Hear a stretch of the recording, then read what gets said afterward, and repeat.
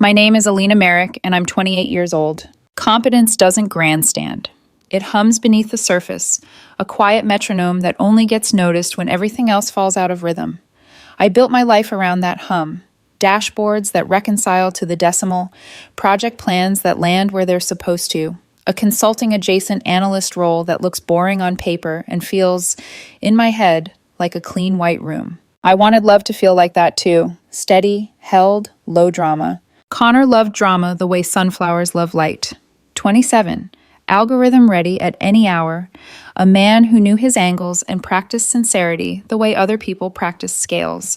He'd workshop captions to himself in the hallway mirror. He had a good face for the front-facing camera and a dangerous kind of charm for the back of the room. It was a notification on a shared tablet. Of course it was. He'd left the iPad on the coffee table. We shared it for streaming and recipes and the occasional airline check-in. I walked past half thinking about a query that wouldn't stop over-indexing a single outlier when the screen brightened with a discreet banner from a messaging app. The preview text. He still believes the promotion is real. Poor thing.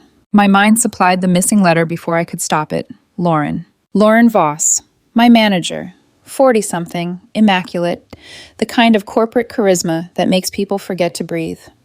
She wore structure like armor, fitted blazers, clipped speech, the human embodiment of a calendar invite that arrives 5 minutes early. For a year, she'd kept a title dangling in front of me like a gold coin between two fingers. Senior analyst. End of quarter, if the numbers land, she'd say, twinkling with benevolent certainty. The date always slid. The certainty never did. I'm not proud of what I did next. I'm also not sorry. I opened the app.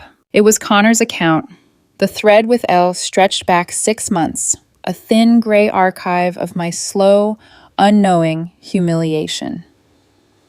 It wasn't just an affair, though there were pictures that turned my blood to ice and then to something colder. It was the contempt, the performance notes, the laughter. Lauren, she over-delivers for crumbs. If I move the carrot, she runs faster. Connor, my disciplined girl. Get her a little bonus. I want Italy this summer. Lauren, consider it optimized. I scrolled. Timestamps pinned moments of my life to their private theater. A late birthday dinner where I excused Lauren's emergency reschedule. A Sunday I spent building a model while Connor posted a self-care day from a rooftop pool. A week where I stayed until lights out because Lauren promised visibility if I could prove out a forecasting idea. Then stripped my name off the memo before the VP saw it. She doesn't need the promotion yet, one of Lauren's messages read. She needs the hunger. Q4 is ugly. Let her carry it. I'll reassign the wins so the team isn't dependent on her. I put the iPad down on the table like it might bruise. The apartment held its breath. The rage I'd always imagined for a moment like this didn't arrive. No screaming, no shattering glass. Instead, something clean and surgical dropped into place. Anger is a bonfire. Precision is a scalpel. I picked the iPad back up. I moved slowly, as if fast motion might crack the air and bring the scene down. Screenshot. Scroll. Screenshot. I didn't miss a beat. The mockery, her mom blazer. The strategic cruelty. Move the deadline. She'll pull an all-nighter. The illegalities disguised as banter. Lauren had sent Connor summaries of my performance reviews before I saw them, with bullet points on how she'd shape perception, so my work stayed supporting cast. There was even a selfie, Lauren's office mirror, Connor behind her, his grin tilted to catch the light, captioned, "Director track for her? Only if she learns to smile less." When the archive was complete, I airdropped the images to my phone. Then I uploaded them to 3 different encrypted drives and a clean USB, labeled with something boring, Budget 2023 Q3. Because camouflage is a kind of kindness I now reserve for myself. At my desk, I opened my laptop. The recruiter I'd half-humored last week, just curiosity, just a toe dipped into elsewhere, suddenly felt like oxygen. I wrote, "Hi Maya, yes, I'm very interested in next steps. Sent." Then I recut my resume until every bullet read like a spine. I aligned numbers. I aligned margins. I aligned myself with the exit. When Connor came home, I made dinner the way I always did. Methodical, a recipe he'd once said made him feel seen. He kissed the top of my head in passing. I wondered, clinically, if he could tell when a room had been vacuum sealed. He posed later in our hallway mirror, running lines for a brand deal. "Does this sound authentic?" he asked, eyes warm. I told him it did.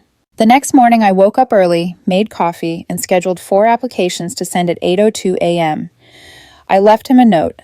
Went in early, data poll before stand-up. A true sentence that meant something else. The office fluorescents hum at exactly the frequency of my patience. At 9:17, Lauren passed by my desk, perfume like a statement. "Busy bee," she said, smiling. "We'll talk promo next week. Just land this forecast." "Of course," I said, and opened a fresh sheet to document every handover task I owned. If there was a bruise inside my chest, it did not show through the spreadsheet. By noon, Maya had replied, "Technical interview next week." I ate at my desk and scheduled time blocks with a calm that felt like borrowed air. Lauren stopped by once more to redirect a project I'd initiated. "Visibility play," she murmured. "Let's let Carson present. You'll be essential behind the scenes." She winked. I wrote in my notes, "Reassigned, Carson, presenter. Rationale offered, optics." I attached the original draft with my metadata intact. 2 days later, an offer materialized like a door I already knew the key to. 20% increase, fully remote.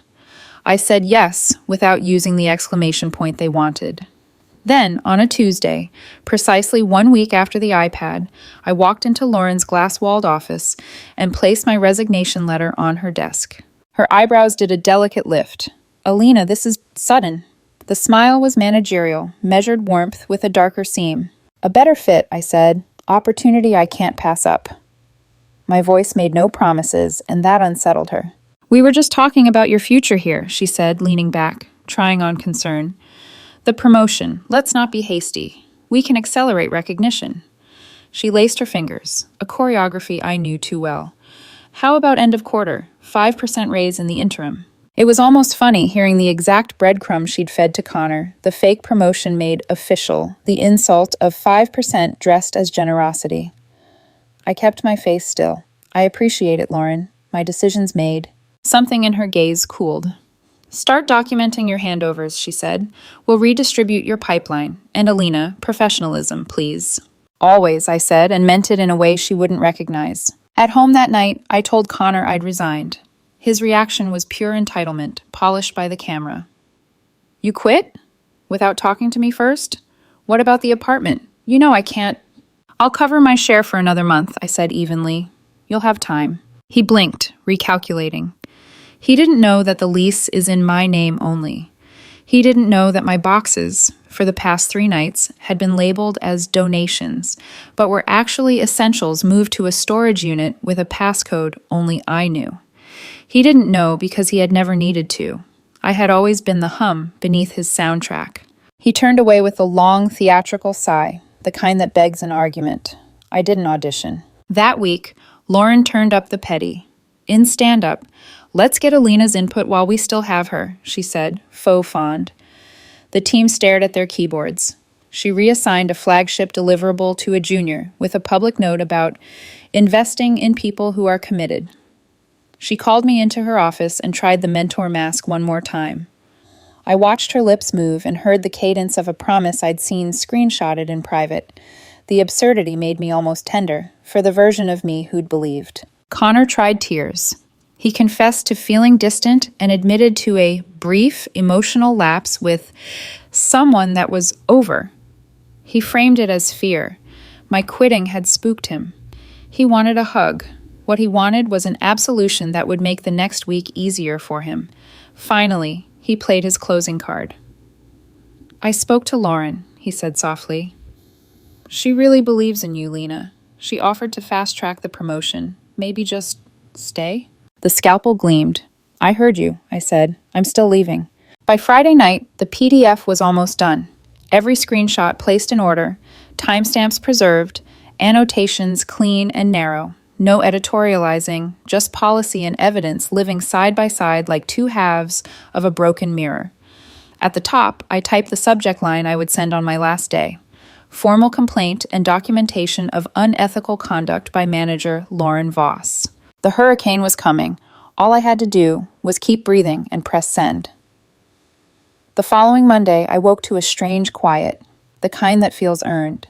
The storm hadn't hit yet, but I could feel the air thickening around me, every move calculated, every sentence rehearsed in my head before it left my mouth. 9 more workdays. That's all I needed to get through. Lauren was already treating me like a ghost, not out of grief, but irritation.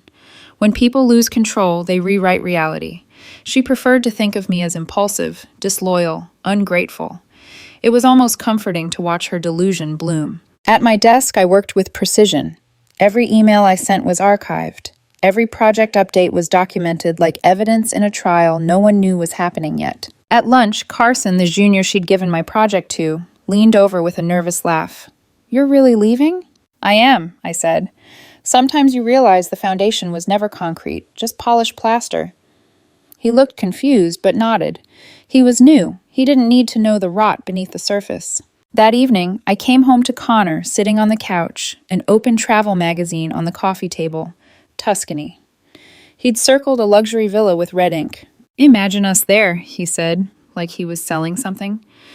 "You'll have your new remote job. I'll work on the campaign with Lauren's contact." "Lauren's contact," I repeated, the words tasting metallic. He caught himself too late. "I just mean, networking is everything. You shouldn't burn bridges." I said nothing. Silence is powerful when you know the other person can't stand it. He shifted, then sighed dramatically. "You've changed. You're cold lately." "I'm consistent," I said, walking past him. "You just stopped benefiting from it." By Wednesday, the guilt-tripping had evolved into performance art. Connor accidentally left his banking app open, showing a near-empty balance. He started talking about our future in vague, sentimental terms. When that failed to land, he switched tactics. That night, he came into the bedroom, eyes red, voice trembling, tears that looked practiced but weren't entirely fake. "I made a mistake," he said. "A brief emotional connection, nothing physical. I was scared, okay? You were distant, and You're testing a narrative," I said quietly, seeing which version I'll accept. His mouth fell open, then snapped shut. "That's not fair," he whispered. "I'm trying to be honest." I looked at him, really looked. The man who had once felt like my safest place now looked like a stranger rehearsing empathy. "You're trying to be forgiven before the truth comes out," I said. "That's different." He swallowed hard, eyes flicking away. Then came his final attempt. "I talked to Lauren," he said, voice soft, coaxing. "She said she really believes in you. She's willing to make that promotion official. You just have to stay." The sheer audacity almost made me laugh. "You two make a great team," I said. He blinked. "What's that supposed to mean?" "Nothing you'll understand yet." At work, Lauren's mask was cracking too. She'd been alternating between icy professionalism and forced friendliness. In team meetings, she'd jab at me, under the guise of humor. "Let's get Alina's input while she's still around," she'd say. "Maybe we'll learn her secrets before she takes them to a competitor." People would laugh awkwardly. I'd smile politely and jot down her words, every single one. Documentation was armor. 3 days before my last, she summoned me into her office. The blinds were drawn. She'd staged intimacy. "Listen," she began, leaning forward. "You're making a mistake. You've built something here. I can fast-track you. End of quarter, new title, raise on top, 5%. 5%. I heard Connor's voice in her text. "Make sure she gets a bonus big enough for Italy." She tilted her head. "What do you say, Alina?" I smiled. "I appreciate the offer. My decision's made." For the first time, I saw something flicker across her face. Not anger, but unease. She wasn't used to being met with composure. Chaos was her currency. Calmness meant she'd lost control of the exchange. That night, I finished my preparations. Every screenshot was arranged chronologically. Messages labeled by date, context, and breach type. Professional misconduct. Sharing confidential review data. Manipulation. Fabricating promotion status. Personal conflict of interest. Romantic relationship with direct reports partner. I inserted short annotations in neutral corporate language, the kind HR couldn't ignore. At the end, I added a single sentence. These communications demonstrate a sustained pattern of unethical behavior resulting in a hostile and compromised work environment. I proofread the file like a legal document, ensuring there wasn't an ounce of emotion in it. Then I saved it twice. One copy encrypted, one hidden under a harmless file name. Q4, report, thy-review.pdf. When I closed my laptop, the reflection on the screen caught my face. Pale, still, unshaken. For the first time in weeks, I felt something close to peace. The kind that doesn't come from forgiveness, but from knowing you've already set the ending in motion. The next morning, as I passed Lauren in the hallway, she smiled, that perfect surgical smile. "Looking forward to your exit interview, Alina," she said sweetly. "Let's make sure you leave on a high note." "Oh, I will," I replied. It wasn't a threat, it was a promise already kept. Friday arrived with the sound of quiet footsteps. Mine. The office was half empty, the air thick with that Friday fatigue that made people slow, harmless, predictable, perfect. Lauren had arranged a farewell sheet cake for me. Blue frosting. "Good luck, Alina," written in the kind of waxy cursive that melts under fluorescent lights. She handed me the first slice with a practiced grin. "No hard feelings, right?" she said, patting my shoulder. "Corporate world's a battlefield. You'll see." I smiled, just enough to register. "You're right. Everyone eventually does." At 2:45 p.m., a calendar reminder blinked on my screen. Exit interview. HR. Gloria Benton. I gathered my small box. A mug, a plant, a framed printout of a chart I once built that Lauren had presented as her own, and walked to the HR suite. Each step felt weightless, like the gravity had shifted in my favor. Gloria, mid-50s, sharp eyes behind square glasses, started with the script she'd probably read 1,000 times. "So, Alina," she said, fingers hovering over the keyboard, "why are you leaving the company?" "I found a role that aligns better with my long-term goals," I said evenly. She nodded, typing. "What did you enjoy most about your work here?" "The autonomy," I said, when I had it. Her eyebrows twitched. "And what could be improved?" "The leadership," I said, "when it's ethical." That made her look up. The silence expanded just enough. "Is there anything else you'd like to add?" she asked. Her voice softened, polite but wary. "Yes," I said. "Actually, there is." I unlocked my phone. "I'm about to send you an email." She blinked. "All right." It contains documented evidence of professional misconduct by my direct manager, Lauren Voss. It includes timestamps, screenshots, and annotations detailing multiple violations, confidentiality breaches, falsified promotion information, and an inappropriate personal relationship that directly impacted my role. Her posture straightened. "These are serious claims, Ms. Merrick." "I know," I said. "That's why I documented everything." I hit send. A chime sounded from her computer. We sat in silence as she opened the email. I watched her face shift, composure first, then concentration, then disbelief. Click, scroll, click, pause, scroll again. Her lips pressed into a thin line as she reached the sections labeled Performance Review Manipulation and Romantic Conflict of Interest. After what felt like an hour compressed into 3 minutes, she looked up. "Ms. Merrick," she said slowly, "thank you for presenting this in such a professional and organized manner. We take these matters extremely seriously. A formal investigation will begin immediately. Effective today, Lauren Voss is suspended pending review." I nodded. That's all I needed to hear. "You've handled this impeccably," Gloria said. "And for what it's worth, your record here will reflect that." "Thank you." I stood, shook her hand, and walked out. On my way back through the open office, I passed Lauren's glass-walled kingdom. She was laughing with another manager, her body language still that of someone untouchable. She caught my eye, mid-laugh, lifted her hand in a cheerful wave. I smiled back, a real one this time. It wasn't triumph, it was release. Then I left. When I opened the apartment door, Connor was on the couch, scrolling his phone. The same couch where I'd first read his messages with her.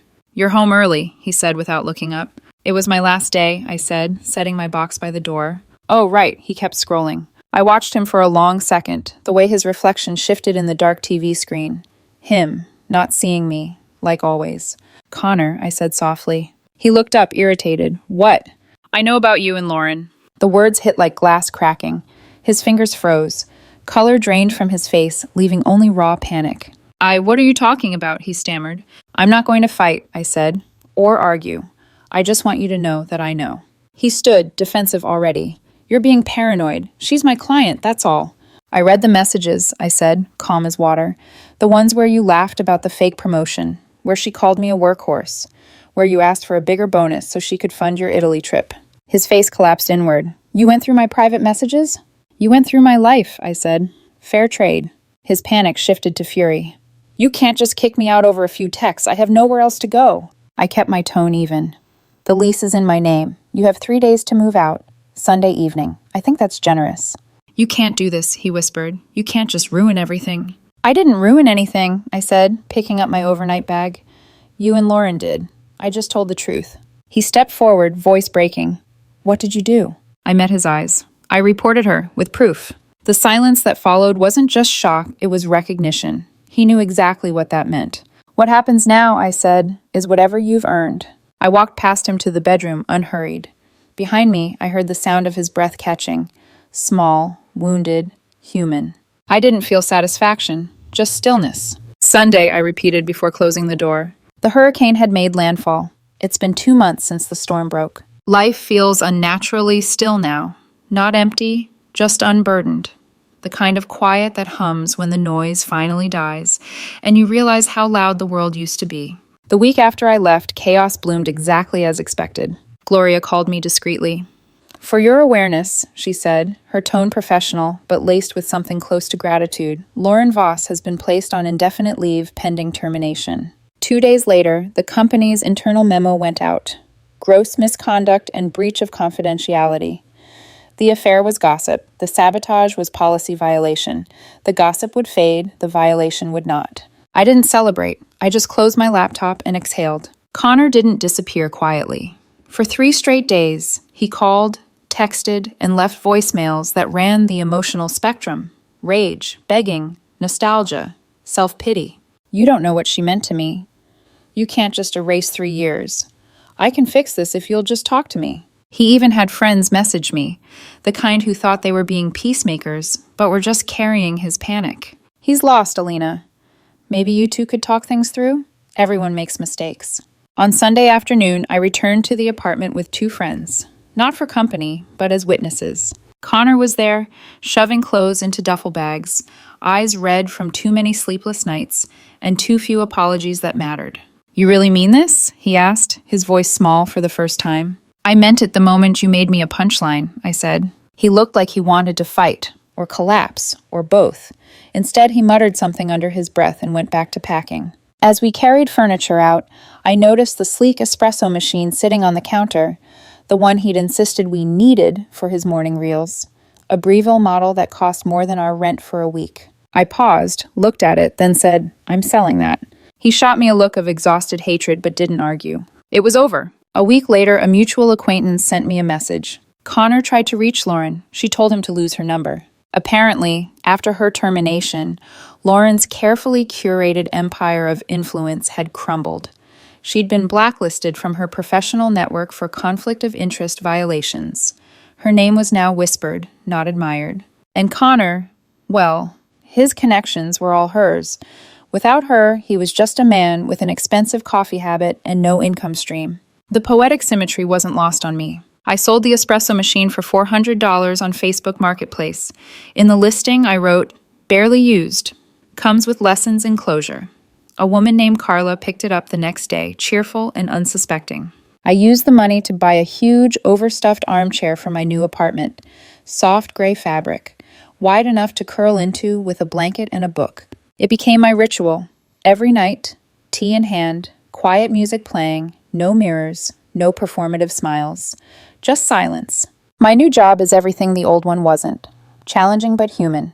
My new manager, Evelyn, talks about her garden during meetings and sends thank you notes that don't feel strategic. No power plays, no half-truths, no performance reviews written like puzzles. The first week, I kept waiting for the manipulation, the delayed compliment, the subtle threat, but it never came. Turns out peace is disorienting when you've spent years decoding chaos. Last week, I got a short message on LinkedIn from Gloria Benton. Subject, thank you. Hope you're well, Alina. I wanted to personally thank you again. Your documentation helped us address a significant internal issue and prevent further damage. Wishing you all the best in your new role. G. I read it twice. No grand revenge, no cinematic applause, just a quiet acknowledgement that truth had done what truth does when you give it a map. Some nights I still feel the ache, Not for Connor, but for the time I wasted believing my steadiness was a flaw. 3 years of effort poured into a mirage. But grief has its own honesty. It tells you what you value by showing you what you lost. I used to think strength was about holding on. Now I know it's about letting go. Strategically, deliberately, one screenshot at a time. People think closure comes from confrontation, but it doesn't. It comes from documentation. From knowing that even if no one had believed me, the evidence would have spoken louder than my pain. Lauren and Connor built their guillotine together. I didn't push them toward it. I just handed them the rope, and then I moved on.